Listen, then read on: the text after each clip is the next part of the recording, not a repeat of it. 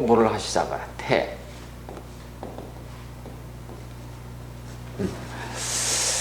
자, 과정으로 보니까 이제 절에서부터 이제 태로 왔네요. 요 절은 완전히 끊어진 거야, 이제. 절처봉생지예요.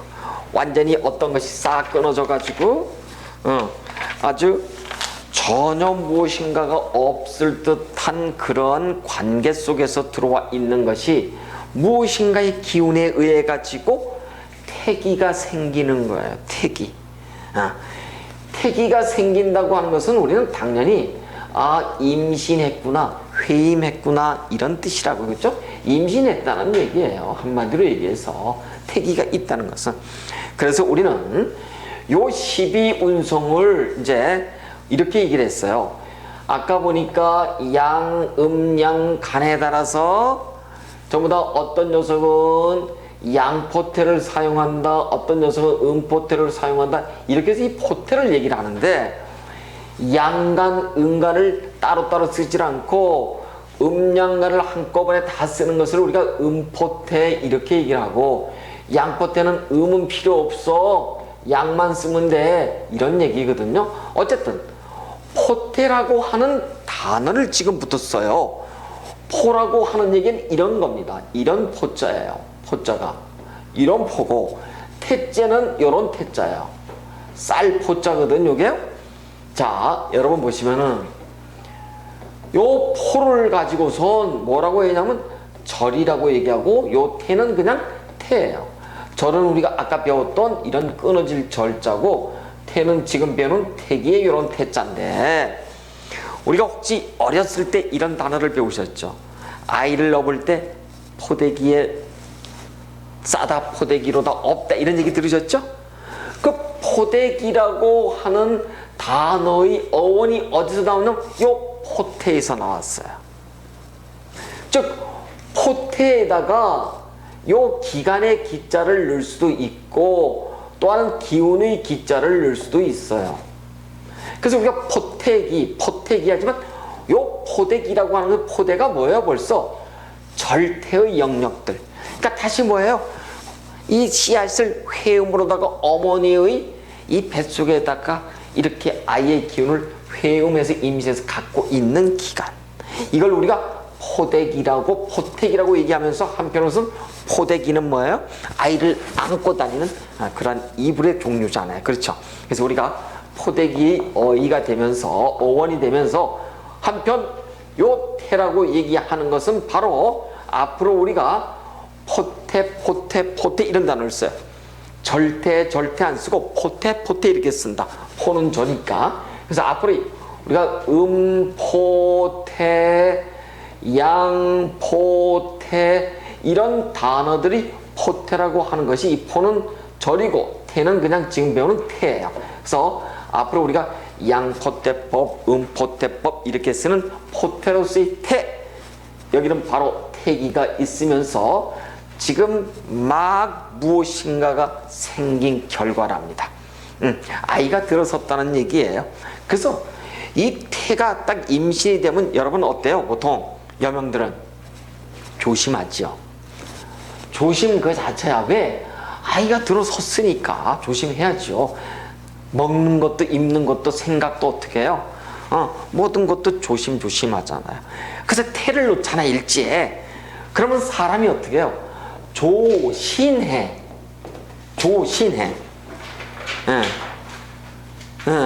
그리고 음전하고, 사람이 밝거나 환하거나 적극적이거나 활동적이거나 그러질 않아. 뭐예요? 소극적이에요. 근데 이 사람들이 지향하는 바가 있어. 무엇을 지향하나? 무한평화예요. 이 일제 태를 놓은 사람들은 싸우지를 않는답니다. 파이팅. 이 누군가가 싸우거나 그러질 않아. 왜? 나는 스스로 어떻게 해야 돼요? 보호를 받아야 돼. 그래서 수동적이기 쉬워요. 예를 들어서 이런 거예요. 여러분 형제 가운데 장남 장녀가 일찍 태를 낳았다. 그럼 장남 장녀 역할이 되나요? 안 돼요. 절대 안 돼요. 오히려 본인이 보호를 받으려고 하는 입장이 돼버려. 실제 그렇다니까요. 그래서 요 태를 놓은 사람들은 이 모든 것들을 우리가 더해보면은 외부의 사람들의 입장에서 보면은 대단히 착하다고 느껴져요. 이것이 무슨 선하다고 하는 반드시 이런 선의 개념은 아니지만, 그 착하다. 왜 말이 없고 행동이 소극적이고 굼뜨고 나서지 않고 그럼 그렇게 보는 거예요. 조금 더 쉽게 얘기하면은 바보스러운 구석이 없지 않아 있어요. 너무 착하니까 무시해도 되네 이렇게 볼 수도 있단 말이에요. 그래서 대인 관계가 어떨까요? 기본적으로 굉장히 사람들이 좋아해요. 일제 태를 놓게 되면은. 근데 이제 태의 장점만 있는 것은 아니에요. 단점도 있겠죠.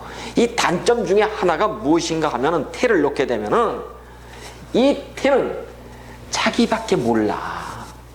그래서 이기주의의 대명사야. 그리고 대단히 계산적이고. 그러니까 아까 여러분 절태는 세트라 그랬어요. 절은 어땠어요, 여러분? 지껏 주기 바빠. 절이 망한다면 뭐 때문에 망했어요? 친구 때문에 망한 거예요. 퍼주다가 귀가 얇아서 그냥 무서운 게 없어 막 나가. 근데 태는 그 자체가 이미 태기 자체가 뭐예요? 스스로를 보호하려고 이 아이가 쫙 보호한 거야, 이게.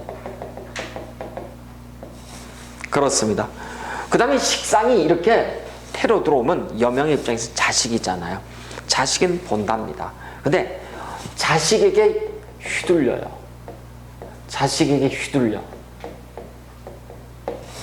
그러니까 본인의 뜻으로다가 자식을 끌고 가는 것이 아니라 자식의 고집에 쉽게 말해 이런 얘기예요. 자식한테 맞고 사는 부모들이 있죠. 그쵸? 그게 태를 놓으면 그래요. 자식에게, 그 다음에 내가 뭐 보통 그래 이런 일이 있으면 안 되겠죠? 남편이 무슨 부인을 때렸다거나 우리가 때렸다면 그런 측면에서 생각하는데, 여명이 여자가 남자를 때리는 경우가 있어요. 이게 절해 놓으면 그렇습니다. 근데 대체적으로 이렇게 자식이 부모를 때리는 경우가, 부모가 태를 놓으면 그 태에 의해서 태어난 자식이 부모를 때리는 경우가 있어요. 욕을 하거나. 그렇습니다. 그래서 자식에 대한 교육이 대단히 중요하더라, 이렇게 보고요.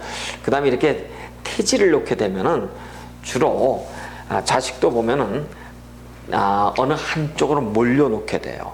자식에서 아들이면 아들, 딸이면 딸 이렇게 놓는 경우가 굉장히 많아요. 한쪽으로 몰려 있답니다. 그래요. 그 다음에 이번에는 재가 태로 들어와 있어요. 이번에 식은 남명의 입장에서는 태는